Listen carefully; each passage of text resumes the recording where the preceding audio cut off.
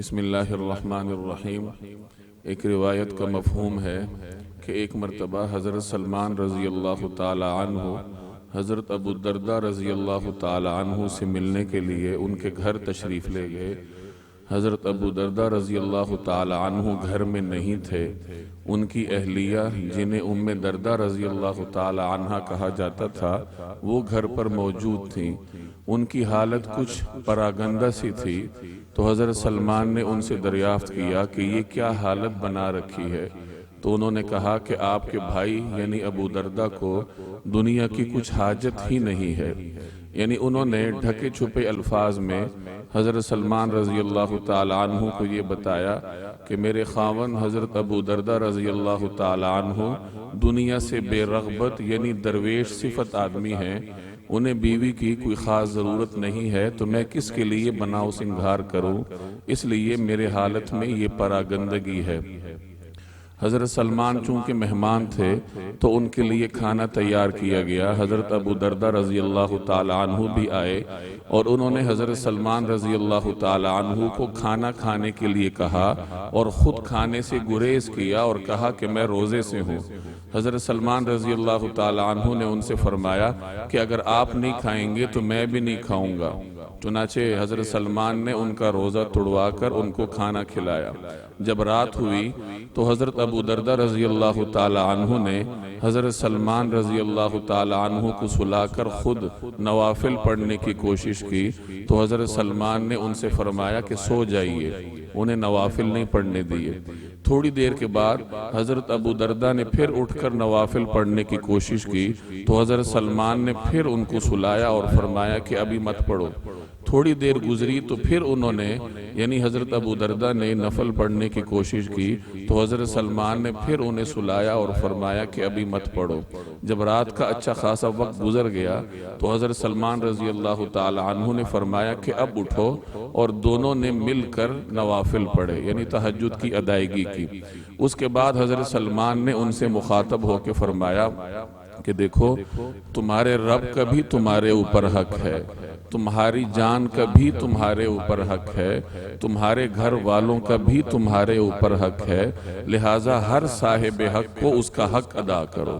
حضرت ابو درداء رضی اللہ تعالی عنہ نے بعد میں یہ تمام ماجرا نبی کریم صلی اللہ علیہ وسلم کی خدمت میں عرض کیا، تو آپ صلی اللہ علیہ وسلم نے فرمایا کہ صدق سلمان، سلمان نے سچ کہا۔ یہ صحیح بخاری کی روایت کا میں نے مفہوم آپ کے سامنے عرض کیا۔ اللہ تبارک و تعالی نے انسان کے ذمے مختلف حقوق رکھے ہیں۔ کچھ حقوق اللہ تعالی کے ہیں کہ اللہ جل جلالہ کی عبادت کی جائے۔ اس کے بعد کچھ حقوق انسان پر اس کی اپنی جان کے ہیں کہ اپنے آرام، اپنی صحت کا خیال رکھا جائے، اور پھر انسان پر کچھ حقوق دیگر بندوں کے ہیں کہ اس کی بیوی ہے، اس کے اہل و عیال ہیں، والدین ہیں، دوست احباب ہیں، پڑوسی ہیں۔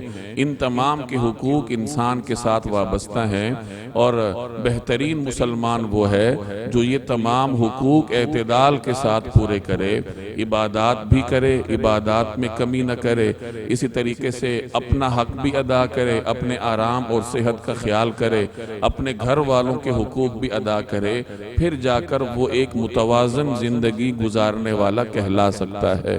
یہ جو میں نے روایت کا مفہوم عرض کیا، اس میں حضرت سلمان رضی اللہ تعالی عنہ نے حضرت ابو درداء کو یہی بات سکھائی۔ حضرت سلمان اور حضرت ابو درداء رضی اللہ تعالی عنہما یہ آپس میں مواخاتی بھائی تھے، اور ایک دوسرے کے ساتھ اچھا تعلق تھا، ایک دوسرے کے گھر آنا جانا تھا۔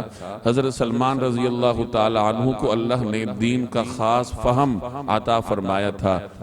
حضرت ابو درداء رضی اللہ تعالی عنہ پر عبادات غالب تھیں، یہی وجہ ہے کہ ان کی بیوی بھی پراگندہ حال بنائے رکھے تھے گھر میں، اور وہ اپنی صحت کا بھی خیال نہیں رکھتے تھے، آرام کا بھی نہیں رکھتے تھے، رات بھر نوافل پڑھنا، دن بھر روزہ رکھنا، یہ ان کا معمول تھا۔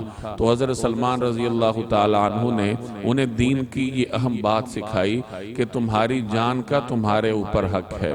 پہلے فرمایا تمہاری تمہارے رب کا تمہارے اوپر حق ہے، لہٰذا اس کے عبادات کرو۔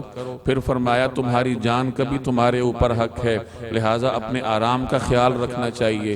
اس لیے انہوں نے رات کو ان کو سلایا اور دن کو ان کا روزہ افطار کروایا، نفلی روزہ تھا تو حضرت سلمان نے ان کا افطار کروا دیا۔ پھر فرمایا کہ تمہارے اہل کا بھی تمہارے اوپر حق ہے، یعنی اپنی بیوی کو توجہ کے ساتھ وقت دینا چاہیے تاکہ بیوی بھی خوش ہو کر شوہر کے لیے بناؤ سنگھار کا اہتمام کرے۔ اور بعض روایات میں آتا ہے کہ یہ بھی فرمایا کہ تمہارے مہمان کا بھی تمہارے اوپر حق ہے۔ اور جب یہی بات حضور صلی اللہ علیہ وسلم کو پہنچی تو آپ نے حضرت سلمان کے طرز عمل کی تصدیق فرمائی اور فرمایا کہ سلمان نے سچ کہا۔ تو اس میں میرے اور آپ کے لیے ایک سبق ہے کہ اللہ تبارک و تعالیٰ کی عبادات کر کے اللہ کا حق ادا کرنا چاہیے، اور پھر اپنی صحت کا خیال کر کے اپنی جان کا حق ادا کرنا چاہیے۔ اس کے بعد اپنے گرد و پیش میں جو لوگ موجود ہیں ان کے حقوق ادا کر کے حقوق العباد کا خیال رکھنا چاہیے، اور یہی ایک متوازن زندگی گزارنے کا طریقہ کار ہے۔ اللہ تبارک و تعالی عمل کرنے کی توفیق عطا فرمائے۔